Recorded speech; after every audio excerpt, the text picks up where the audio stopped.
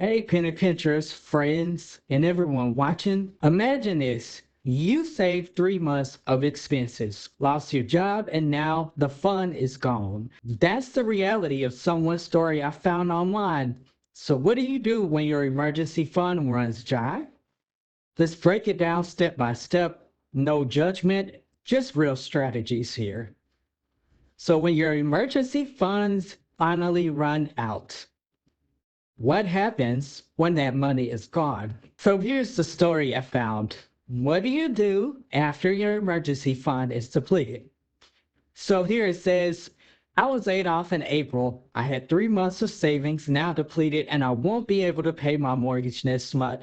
I've applied to over 400 jobs with a decent amount of interviews. What can I actually do? Edit and add relevant details. So I'm on unemployment. My employment will last 2 to 3 more months, and 1 month of employment does not cover my mortgage.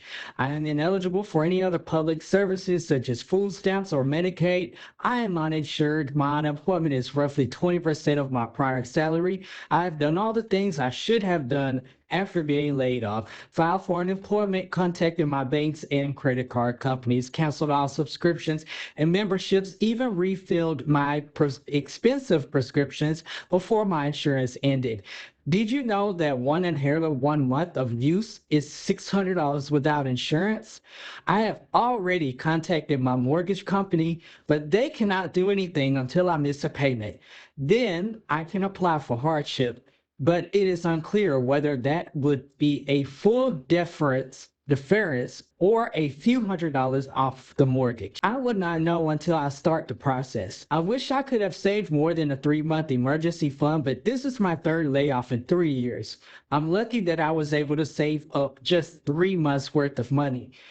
The first time I was unemployed, I took out a personal loan. The second time I cashed out my 401k. I do not have much leverage with loans at this point. A HELOC is my absolute last resort. I have only owned my home for 3 years, so it will not be a substantial loan, and I will have nothing once this is exhausted. I live in an HCOL area and I work in tech, hence the repeated layoffs. I am applying to any and all relevant jobs in my field. I would like to get a job outside of tech, but that is not really up to me in this job market. I will accept the first offer I get. My interview stats are pretty solid for my field unless you have similar experience. There is no reason to comment on my job search. This is a personal finance subreddit, not a career judgment one. Well, there is a lot to unpack there. So let's break this story down.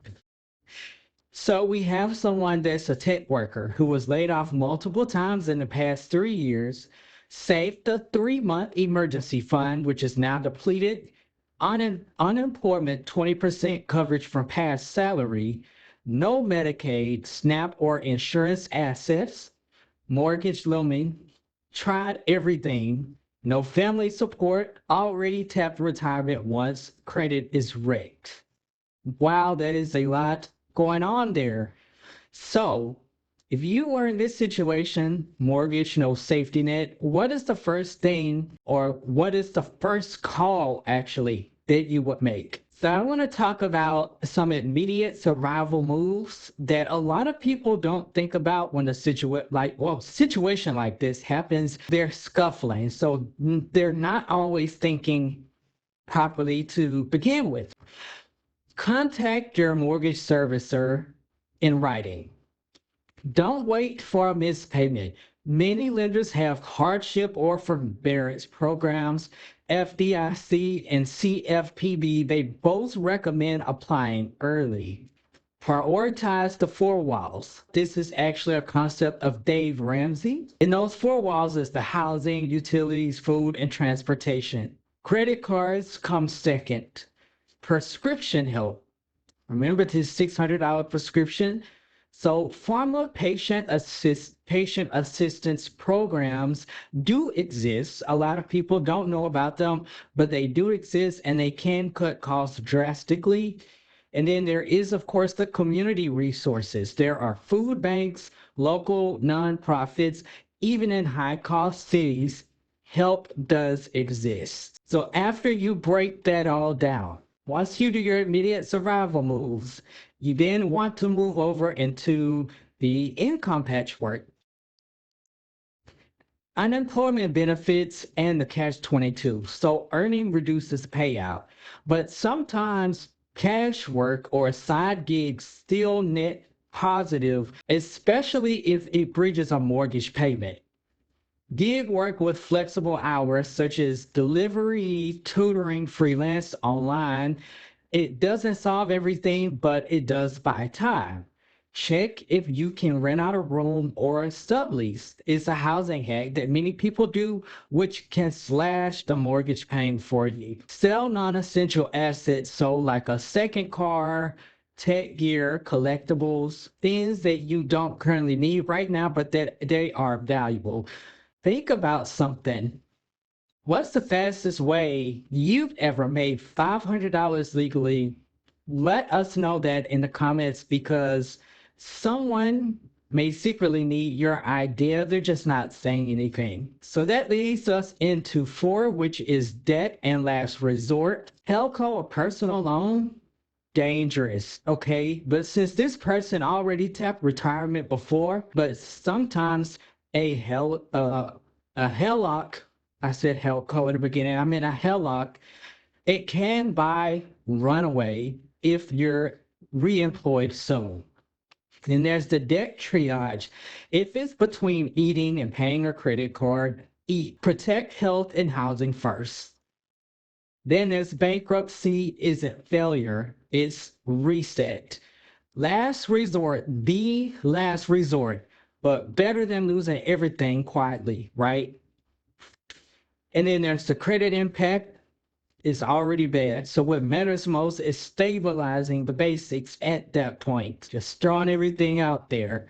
The big picture and moving forward. A 3-month emergency fund is good, but in high cost, unstable field like tech, it's not enough, right? This is why most planners, they suggest 6 to 12 months. 12 months preferably if you can. But if you can't, then 6 months at least. This story is a wake-up call because the job market, it does shifts a lot. In emergencies, they do last longer than we expect. Now, for viewers, make sure you start building a buffer even today, even if it's just $20 per week. The earlier you start, the less you'll feel this kind of squeeze. Based on everything, what do you think is better as a buffer? How many months of expenses do you think is realistic for your situation? If your situation was this 3, 6, or 12 months, put that in the comments. Now, some things to think about. If this story hit you hard, it's because it's real life for so many people. Emergency funds, they are not luxury, they're survival, right? Start small, build big, and protect yourself before life throws the next curveball. And if you agree with this, and if you found this helpful, hit the like if this gave you any type of ideas, and share this with someone who's in the fight right now. That's all for now. We'll see you in the next one.